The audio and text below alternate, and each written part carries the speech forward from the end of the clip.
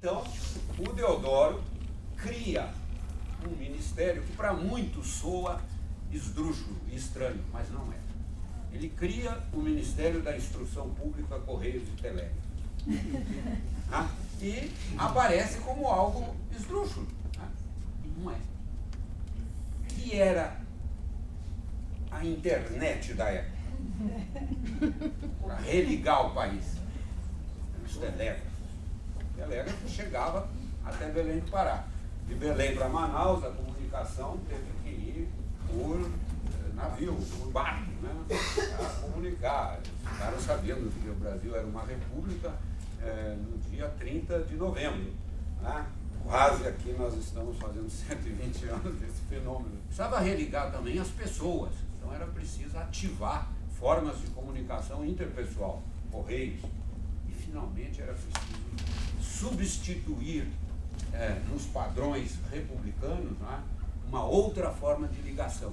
E essa ligação era o Ministério da Instrução Pública, e que teve uma vida curtíssima, nem 2 anos, e ele foi fechado porque quem estava à frente era um militar pacifista e com um descortino humanista fantástico, chamava-se Benjamin Constant, não é?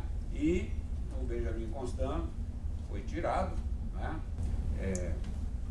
de lá, né, por conta de sua doença e tudo mais, e esse ministério estiolou-se com ele e não foi adiante. Conclusão, nós ficamos de novo com a duplicidade de redes. Não havia um congraçamento nacional, uma conjugação de esforço nacional. Cada uma tirava para um canto, né? Por exemplo, São Paulo tinha, Minas tinham gratuidade e obrigatoriedade. Já outros estados simplesmente não falavam nada em matéria de gratuidade e de obrigatoriedade. Né? É um vácuo, um vazio. Né? Então, a questão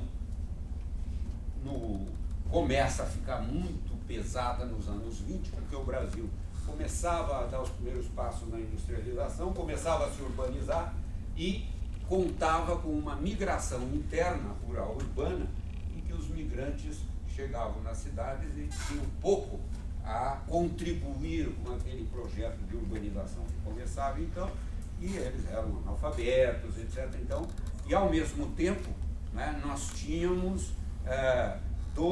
duas referências muito pesadas para o Brasil. Quando o Brasil se tornou república, né, todo mundo ficou preocupado, porque falou, bom, agora o Brasil vai começar a trocar de presidente como troca de camisa, porque o imperador havia ficado quase 50 anos. Né? Era uma espécie de reserva, né, Dom Pedro II. E achavam-se, mas na Argentina e Uruguai eram as referências para nós. Em 1890, a Argentina e o Uruguai já haviam universalizado o ensino primário. Nós temos que acertar o passo com a Argentina e o Uruguai. Então, houve um grande movimento da sociedade civil, né, que, através da Associação Brasileira de Educação e através de outros movimentos, estavam procurando com toda a força dizer, olha, é preciso que esse país tome ciência que a educação, do jeito que está, não pode continuar. Não dá para ficar. Então, no discurso que Vargas manda, presta contas na Constituição de 33, ele fala claramente, agora nós tomamos o pé na educação. Por que nós tomamos o pé na educação? Porque nós criamos um ministério de caráter nacional, Ministério da Educação e Saúde Pública, o famoso MESP, né? E o Francisco Campos foi o seu primeiro ministro. Né? E o Francisco Campos, então, ele toma algumas iniciativas, agora sim, tendentes a congraçar o país. Né? E a primeira coisa que ele faz é constituir um Conselho Nacional de Educação. Em 1931, ele constitui o Conselho Nacional de Educação. E esse conselho, sediado no Rio de Janeiro, na Rua do Ouvidor, ele teria, entre outras tarefas, a de conjugar esforços para que o Brasil superasse o atraso em que ele vicejava no âmbito da educação primária, que ele levasse adiante a educação profissional de que o país tanto precisava, de que, à época, as confederações e outros nomes que eram a Fiesp, a Fierge, a FIEI, etc., se chamavam, né, estavam querendo, e que também houvesse um ensino universitário que não formasse apenas bacharéis, como era o nome que se dizia na época, mas formassem pessoas também voltadas para a economia, voltadas para a administração, para as engenharias e tudo mais. Não é? Então, um conselheiro, um marechal gaúcho, chamado João Simplício, ele, em 1931, logo das primeiras reuniões do Conselho Nacional, ele disse: quero apresentar um projeto de um Plano Nacional de Educação que tenha como finalidade a conjugação de esforços morais, pedagógicos, curriculares e financeiros para que finalmente nós consigamos resolver o magno, como se dizia, o magno problema da educação no Brasil. E então, este plano, ele ganha uma comissão, essa comissão começa a trabalhar. Porém, essa comissão, ela sofre uma interrupção por conta da Revolução Constitucionalista de São Paulo, não é? Em todo o país meio que para com aquela situação da guerra civil. Entretanto, o governo encampa esta ideia.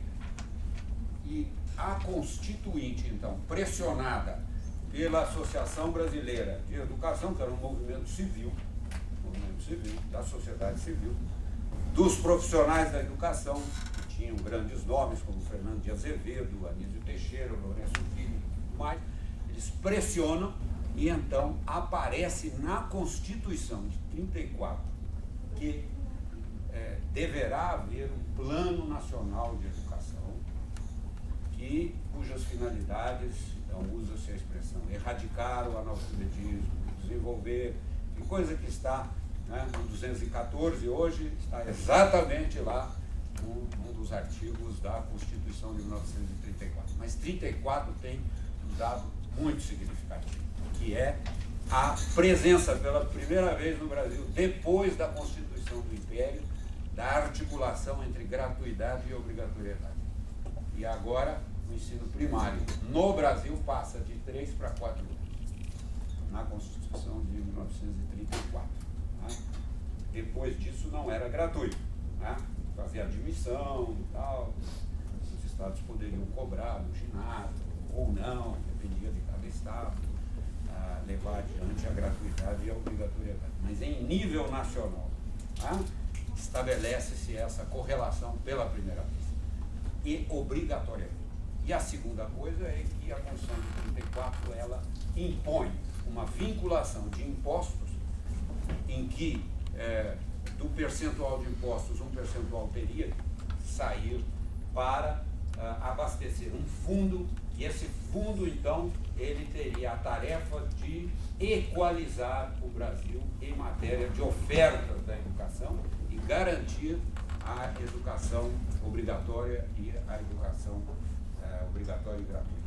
A Constituição de 34, então, obrigava a que o Plano Nacional fosse objeto de uma lei.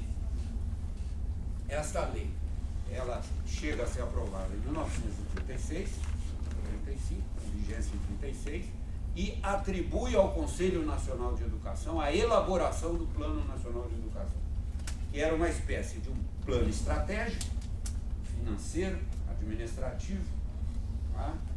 Associado com um plano pedagógico e curricular. Portanto, seria o que hoje é um Plano Nacional de Educação e uma LDB, uma síntese dos dois.